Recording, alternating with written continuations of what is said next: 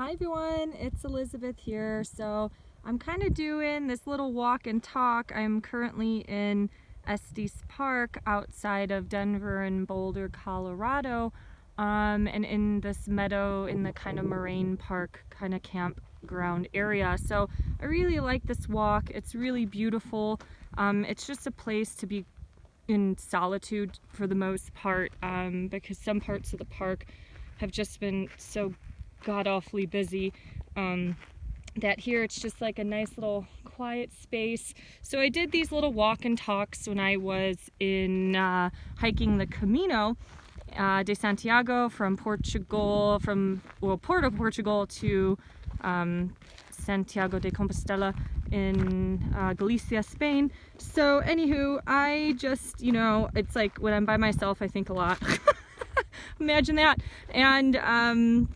And then, when you're out in these really pretty vistas and vast landscapes, I kind of, thoughts come into your head, good and bad. And I'm a human. I have emotions that I've been going through. And it's kind of funny because, like, on a humorous standpoint, the one point of, I guess, me doing this video is one in regards to solitude, because I do believe that solitude and disconnection from technology is so important. And I've heard from a lot of people lately that they're just talking a lot about how they've come to realize that they have a tech addiction. I guess I realized that many years ago, probably like 27, 28, and I was really hardcore on trying to get going in the fitness industry. I was probably on the verge of hitting a career peak around the age of 30, but I chose love and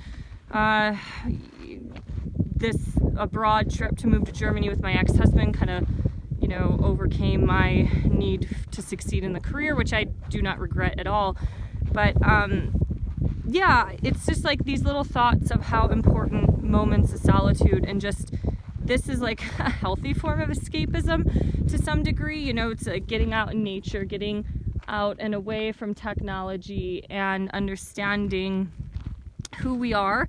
When I was younger, I used to be a really big beach person, and kind of this a little bit fun in the sun, and the ocean was definitely cleansing to the soul. And every time I'd go in the ocean, it's like a big Epsom salt bath, and I'd be like, oh my god, my soul is cleansed.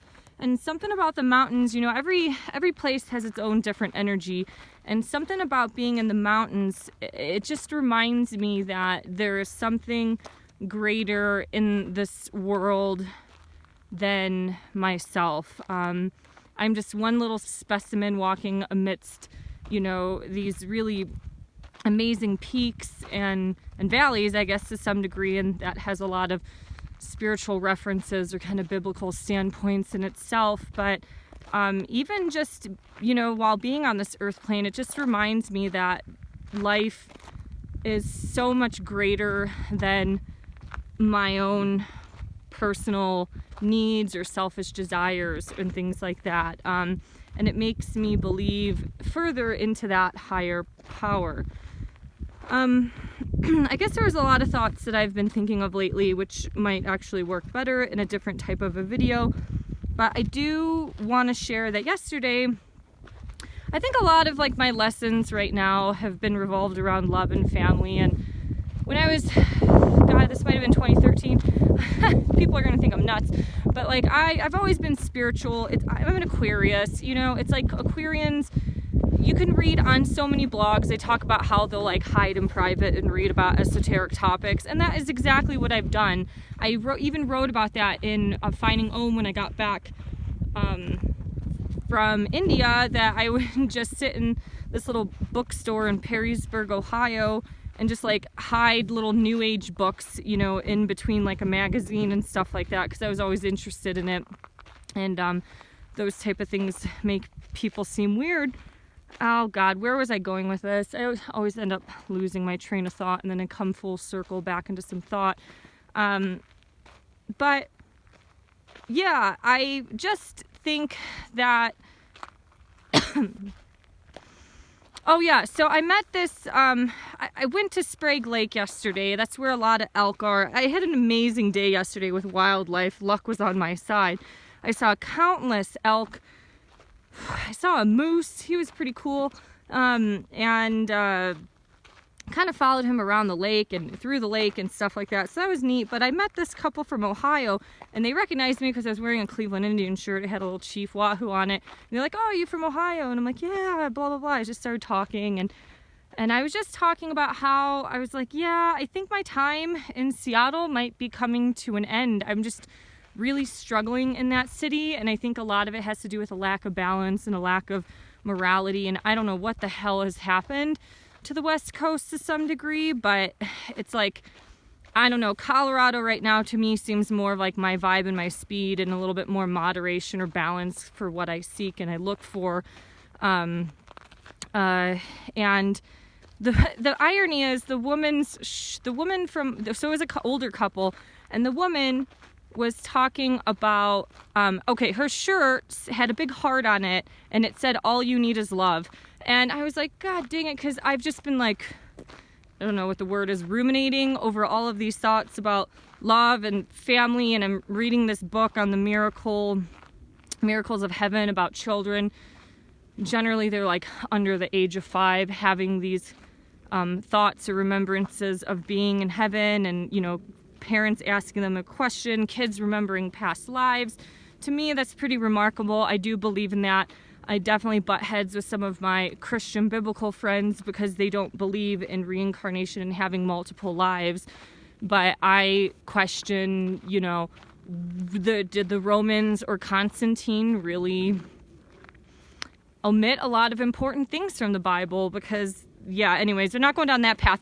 But I was talking to this couple from Ohio, and we were just talking about the millennials just kind of being a lost generation, and it kind of started with millennials, but now it's expanding outward to all generations. I think it's just society in general, and they think technology has really wrecked and ruined us.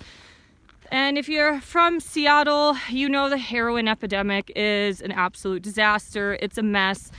And, you know, this family was talking about how they have a family friend from Ohio who lost both of their children because of heroin. Both of them overdosed on heroin and died. So could you imagine that, being a parent and losing both of your children?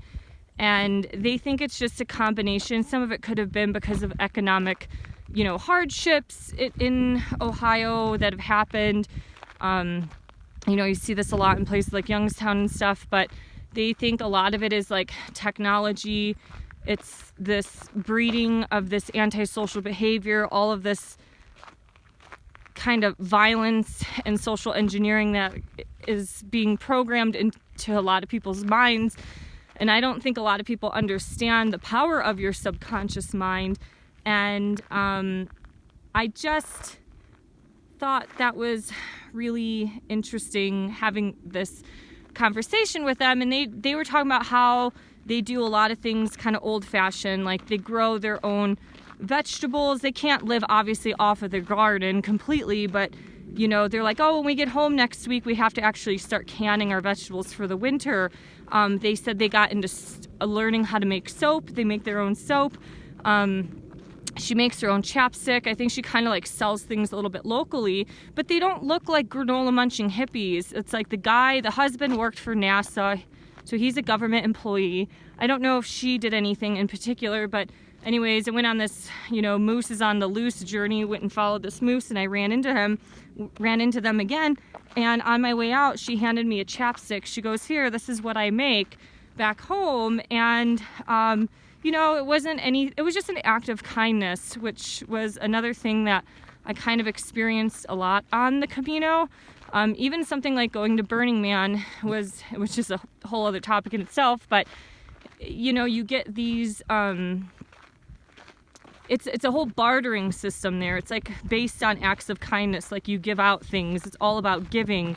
And giving is also, you know, a very biblical Christian way of living. That's how socialism has come about, is because of its roots to Christianity, which is about giving and, you know, helping out the people in need and stuff like that. So I was just really kind of blown away by it, because of I've had a lot of thoughts in my head about love. It's like a whole other video in itself that I would have to go through in terms of like love and losing, my own family through divorce, which I'm over it, but it's like these things still affect you. It's when you're constantly alone and you see everybody else with families, or even with a partner, which I think a partner is a family, regardless of if they have actual heirs or children.